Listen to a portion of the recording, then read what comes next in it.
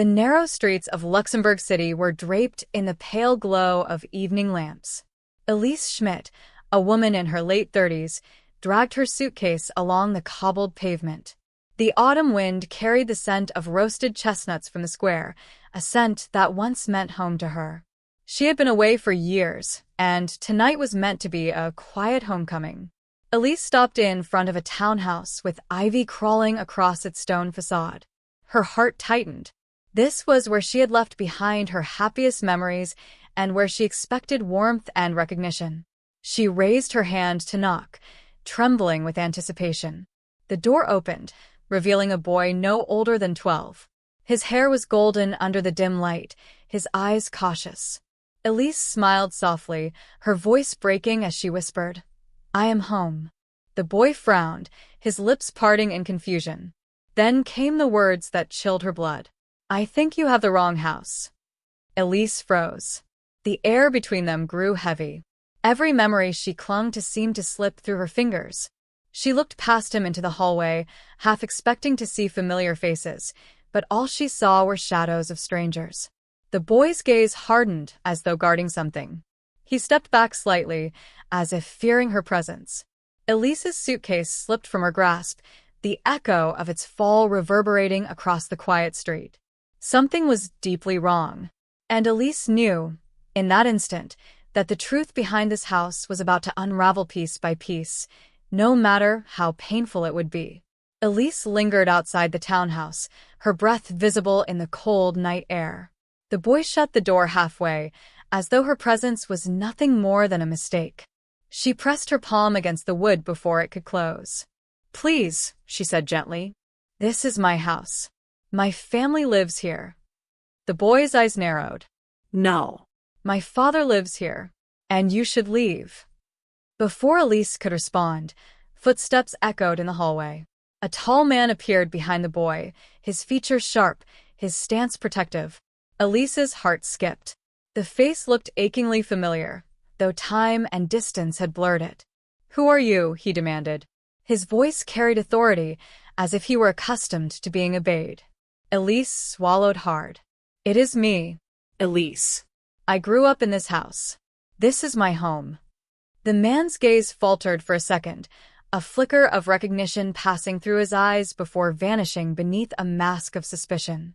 He placed a hand on the boy's shoulder and pulled him back. "You are mistaken," he said firmly. "You need to go." Elise felt her chest tighten. The shutters of the house closed one by one, plunging the windows into darkness, as though the house itself were shutting her out. She stood there in silence, staring at the heavy door that had once welcomed her every evening. Now it stood like a fortress against her. Something was hidden inside. Something no one wanted her to uncover. And Elise knew she could not simply walk away. Elise wandered into Place d'Armes, the central square alive with music from street performers and the chatter of late diners. Yet the sounds felt distant, muffled by the storm of questions in her mind. She sat at a bench beneath a chestnut tree, clutching her coat tighter as though it could hold her together. Her eyes scanned the crowd, desperate for something familiar. That was when she noticed an elderly woman watching her from across the square. The woman's face was lined with years, her shawl wrapped tightly around her shoulders, but her gaze was piercing, almost knowing. Slowly, the woman approached. "You look lost," she said softly, her accent thick with the rhythms of Luxembourgish French. Elise hesitated, then nodded. "I returned to my house, but it was as if I was a stranger there. They told me I had the wrong place." The woman's eyes darkened, and her lips pressed into a thin line. Sometimes, houses hide stories that should never be disturbed. Elise frowned. "What do you mean?" The woman glanced around, lowering her voice. "The family inside, they are not who they appear to be. This city has secrets, and some of them are buried deep within its stone walls." Before Elise could ask more, the woman turned and melted back into the crowd, leaving her with more questions than answers. The night wind carried the toll of the cathedral bells, each chime echoing like a warning. Elise knew now that her return was no accident. Something, or someone, wanted her to discover the truth, even if it meant tearing apart everything she once believed. Elise returned to the townhouse the following evening, unable to silence the gnawing questions. The street was quiet, the shutters drawn, the glow of light seeping only faintly through the cracks. She pressed her ear against the stone wall, straining to hear voices. Then, faintly, a sound. A muffled cry.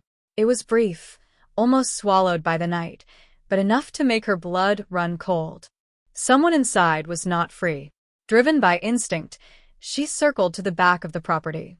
The garden gate was secured with rusted chains, but Elise found a broken gap in the hedge that allowed her to slip through. The garden, once tended with roses and lilacs, had grown wild and unkempt. At the rear of the house, a narrow staircase led down to a cellar door.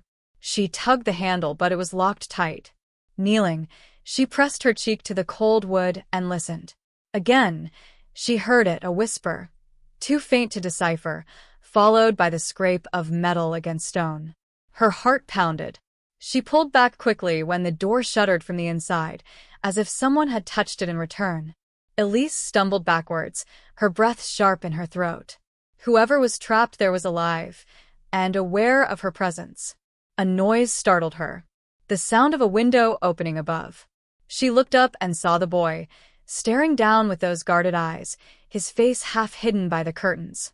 He said nothing, only closed the shutters with deliberate slowness, plunging her once more into darkness. Elise backed away from the house, but the truth was no longer avoidable.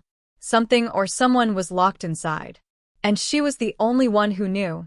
The next morning, Elise wandered through the winding streets of Grund, where the Alzette River curved beneath the bridges. She needed answers, and one name echoed in her mind. Luke Weber, her childhood friend, who had once lived just a few streets away. If anyone could help her, it would be him. She found his cafe still standing, tucked between bookshops with its wooden sign swinging gently in the breeze. Inside, the scent of coffee and pastries warmed the air. Behind the counter, Luke looked older but unmistakably the same, his eyes lighting up when he recognized her. "Elise," he whispered in disbelief. After all these years. Relief washed over her as she clasped his hand. "Luke, I came back to find my home. But they told me I had the wrong house.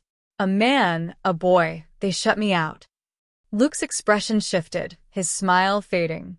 He motioned her to sit, his voice low and urgent. "You should not have gone there. That house, it is not what it seems." Elise leaned closer. "Tell me, please." He hesitated, glancing around the cafe before speaking. "After you left Luxembourg, strange things began happening in that street. Families moved away. New people arrived, but no one knew where they came from. Whispers spread about a family that kept to themselves, about noises in the night." Her pulse quickened. "Luke, someone is trapped inside. I heard them." His face drained of color. He reached across the table, gripping her wrist. "If you heard them, then you are already in danger. Promise me you will be careful. Do not go back alone." But Elise knew, deep down, she would return. For the house had not just rejected her. It had called to her. That evening, Elise stayed in a modest hotel near the old quarter, her thoughts restless. She unpacked her suitcase, searching for comfort in familiar belongings. Among folded clothes and faded letters, she found a small wooden box her late mother had given her before she left Luxembourg years ago. She had never dared to open it until now. Her trembling hands lifted the lid. Inside lay a stack of photographs, their edges curled with age. One image made her breath catch. It showed her childhood home, the very townhouse she had tried to enter, with her parents smiling on the front steps. But there was someone else in the picture. A man she did not recognize. He stood in the background, half-shadowed, his hand resting on the shoulder of a young boy. The boy's face. Elise gasped. It was almost identical to the boy who had opened the door to her last night. Her heart hammered. How could this be? The photo was decades old, yet the boy in her memory and the boy in the image looked the same, unchanged by time. She turned the photo over. Written in her mother's handwriting were words that chilled her. "Guard the truth. Do not trust them." Elise pressed the photo to her chest, tears burning her eyes. Her mother had known something. Something buried within those walls. Something Elise was now entangled in. A knock at the hotel door startled her. She froze, clutching the box tightly. The knock came again, sharper, more insistent. With a shaking hand, Elise approached the door. She pressed her ear to the wood. A whisper slipped through the crack. "Leave the house, or you will never leave Luxembourg alive." Elise barely slept after the warning at her door.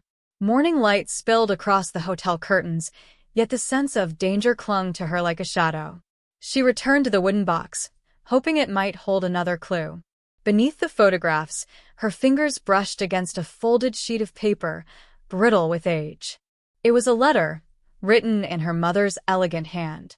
"My dearest Elise, if you are reading this, then I was not able to protect you from the truth. The boy in our house is not like others. He does not belong to our time. Guard your heart, my child, for those who claim the house will twist reality itself to keep their secret." Elise's breath trembled as she lowered the paper. Not at this time. The words seared into her mind. Was the boy she saw not a child at all, but something older, something trapped in an endless cycle? Determined, she slipped the letter into her coat and left the hotel. She needed Luc. He had to know more than he admitted. The cafe was quiet when she arrived. Luc was in the back, stacking crates, but when he saw her, his face tightened. Elise laid the letter on the counter. "My mother knew. She warned me." "Tell me what you know, Luc." He read the letter, his jaw clenching. "I hoped you would never find this," he muttered. "That house, it has been tied to disappearances for decades. Children vanish. Families are replaced by others no one recognizes. And yet, the boy remains the same." Elise's voice was barely a whisper. "Then who is he?"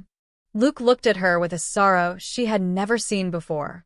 "He is the reason you should never have come back." A sudden crash at the cafe window shattered the moment. A stone wrapped in paper hurled from the street. Luc snatched it up, unwrapping the note. His face paled. "They know you are here."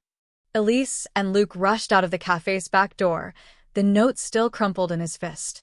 The narrow alleys of the old quarter twisted around them like a maze. Footsteps echoed behind, growing louder, more deliberate. "Keep moving," Luc urged, pulling her by the hand. "They will not stop now." They darted past shuttered shops and abandoned courtyards, the golden spire of Notre Dame Cathedral glinting above the rooftops like a silent witness. Elise's chest burned, her breath ragged, yet she dared not slow. She risked a glance over her shoulder.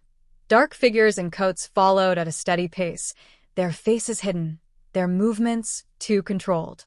Luc led her through a passage that spilled into a small square. He stopped suddenly, pressing her against the stone wall. His finger to his lips, he nodded toward the shadows. One of the figures emerged, scanning the square with a stillness that was more chilling than speed. Elise's heart pounded. The figure tilted its head, as though sniffing the air for her presence. A moment later, it moved on, disappearing down another street. Luc exhaled shakily. "They are guarding the house. They want to make sure no truth escapes." Elise gripped his arm. "Then we must go back. Whatever is locked inside that cellar, it is the key." Luc shook his head. "If we return, they will catch us. And no one comes back from that house once they are taken." But Elise's resolve hardened. She could not abandon the voices she had heard, or the photograph of the boy unchanged by time.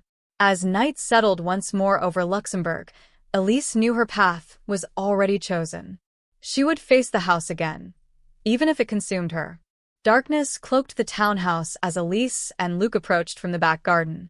The ivy seemed thicker than before, clutching at the stone like skeletal fingers. The air was damp, filled with the scent of earth and decay. Luc carried a crowbar, his hands trembling. "We have one chance," he whispered.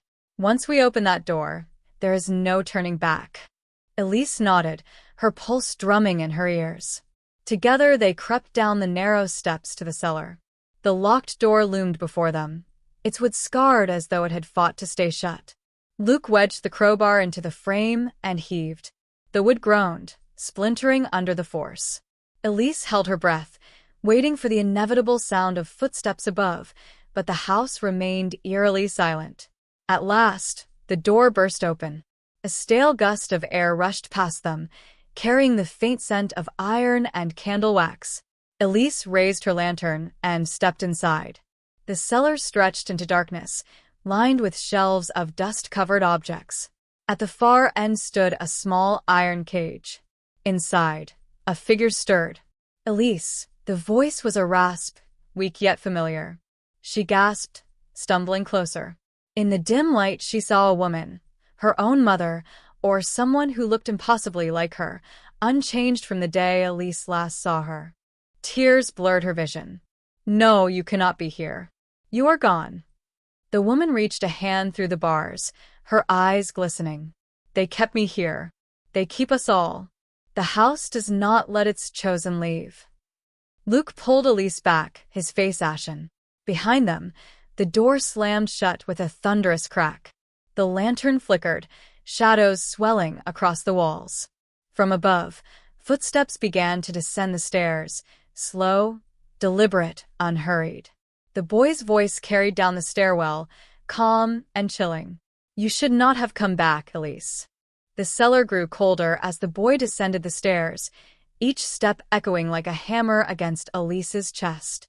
His face appeared in the lantern's glow, unchanged from the photograph, unchanged from the night she first knocked on the door. His eyes were calm, ancient, far older than any child should be. Luke positioned himself between Elise and the boy, gripping the crowbar, but the boy only tilted his head with quiet amusement. "The house chose her long ago. You cannot protect her." Elise's voice shook. What are you? "Why do you still look the same?" The boy's smile was thin. "I am what the house keeps. Every soul it takes, every memory it binds, I carry within me. Time cannot touch me because I am no longer one of you." Behind them, the cage rattled. Elise turned to her mother, who clutched the bars with desperate strength. "Run, Elise. Do not let the house claim you too." But the door above slammed again, sealing their escape. The walls seemed to breathe, the stone sweating with a life of its own. Candles flared to life in a circle around them, as if the house itself was awakening. Luke raised the crowbar, his voice steady despite the fear. "If you want her, you will have to go through me." The boy's gaze hardened, shadows wrapping around him like armor. "Then so be it." The cellar erupted into chaos. The walls trembled, dust falling from the ceiling. The iron bars of the cage warped and bent, as though unseen hands were twisting them. Elise's mother screamed her name, her voice echoing through the stone. In that moment, Elise understood. The house was not just a prison. It was alive, feeding, choosing who would remain and who would vanish. And it had been waiting for her return.